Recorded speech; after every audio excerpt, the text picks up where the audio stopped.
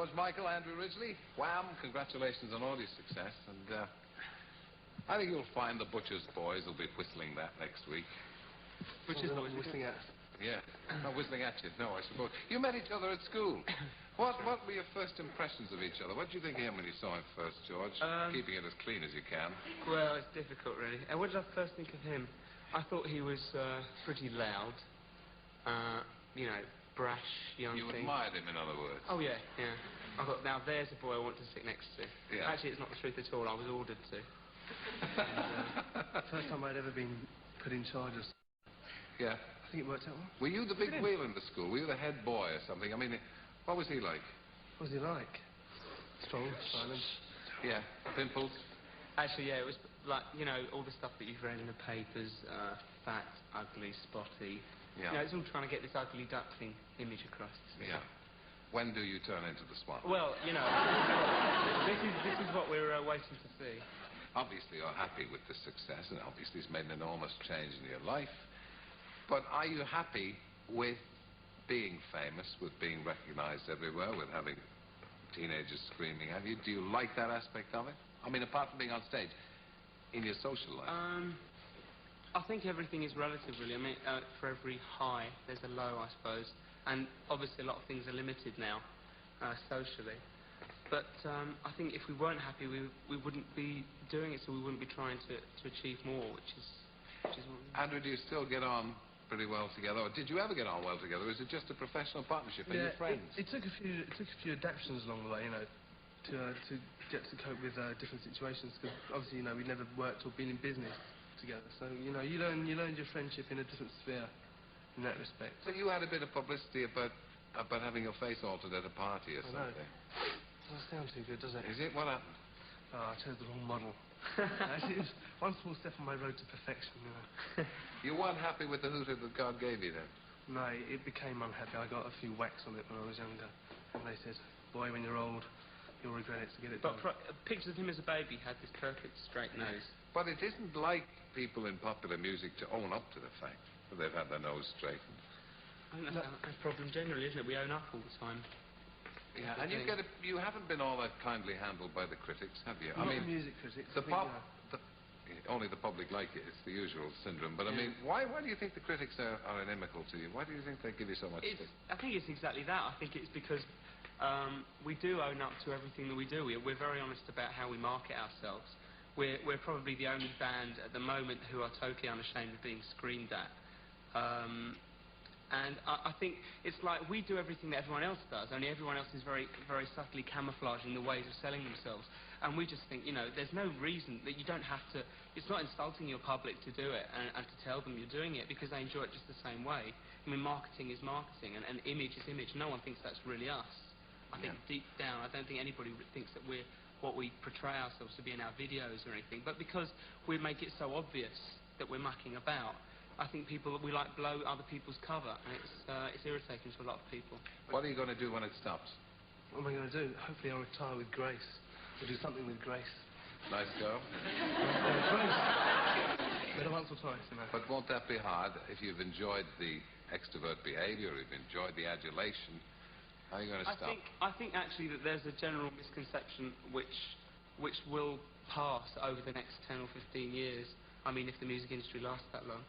But I think that the new wave of groups that are screamed at and, you know, made a lot of fuss about in the papers and everything, there is a basic difference between us and the screams of 10 years ago. And it's funny enough, it seems to be the beginning of every decade you get the screamers.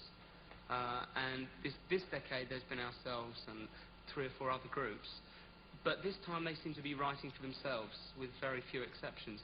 And so you're basically a lot more in control of your situation than, say, the Bay City Rollers in the early 70s, or David Cassidy or the Osmonds, or whatever, who were being written for. And when they actually became too old for their fans, the songwriters, like, dropped them like hot bricks. You know, they didn't want, like, has-beens to do their songs. They wanted to make money out of them.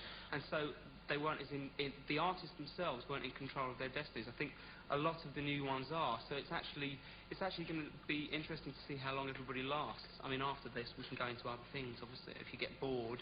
But I don't think it's a matter I'm of... going to bed after this. Are you? Yeah. He's ill. You're a very lucky man. Are you jealous of his solo success? Don't mention the solos. No, I feel like a big part of it, you know. Actually, we did write the record together. We wrote it years ago. A long time ago. As long as neither of you turn into all-round entertainers, we'll be very happy. Was it like pretending to be 18-year-olds? Exactly. Well, You actually, know had the to fool, didn't we? George and Andrew, thank you. Thanks very much.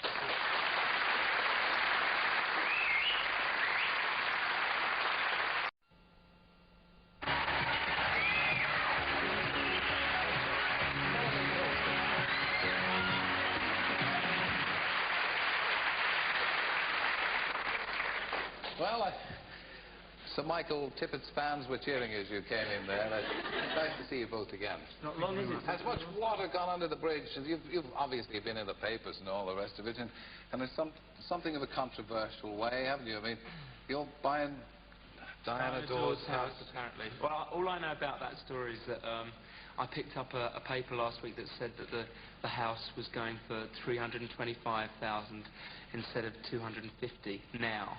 So I guess it was just some kind of clever estate agent, I don't know. But I'd never seen the house, I don't know anything about it. All I know is they're getting fan mail now.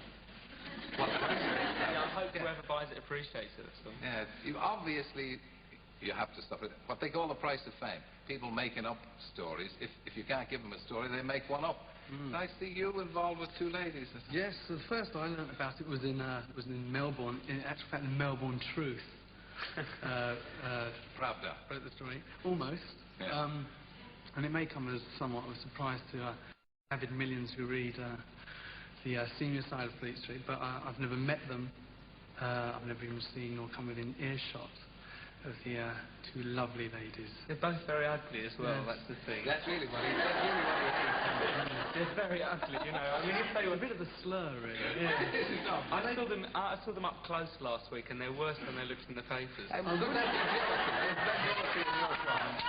No, really, I'm just annoyed with him because he didn't tell me anything about it. I mean, too, you know, he didn't share anything. They've gone on such great length and with such a stunning lack of imagination about my personal affairs as well. I thought the best one was the one with the cardboard cutout, though, you know? The girl with her boobs up against this cardboard cutout. It was great.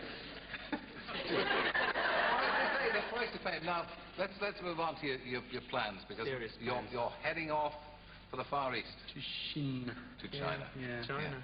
It's amazing. I mean, that is something that our managers talked about a while back, and we said, we'll go ahead, try and get it. We didn't really think they would. We thought we were, you know, right, we finished the world tour. Only football teams have been there before. Yeah. Yeah, but they play football, so they talk with their So feet. do we. Yeah, well, that's true. But you don't sing with your feet. Most of the time.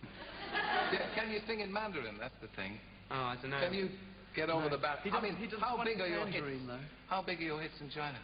In China? Well, Actually, I think you're not allowed to buy Western records in China. No, right? we learned that a Hong Kong singer has covered a version of Careless Whisper, and that is being distributed by the state-run record company. I don't know how long they've had a record company, but there's a lot. I mean, as most people know, the Chinese have rethought their cultural state of affairs, and I don't know why they're letting us play there first, but I'm not going to say no. It should be really interesting. It should, but you may find. Got a pushy manager. That's How do you think Chinese audiences will react? I mean, they do tend to sit quietly. There won't be much screaming going on. Well, we heard that the only other Western artist of any kind to play was the synthesizer player Jean-Michel Jarre, who played there.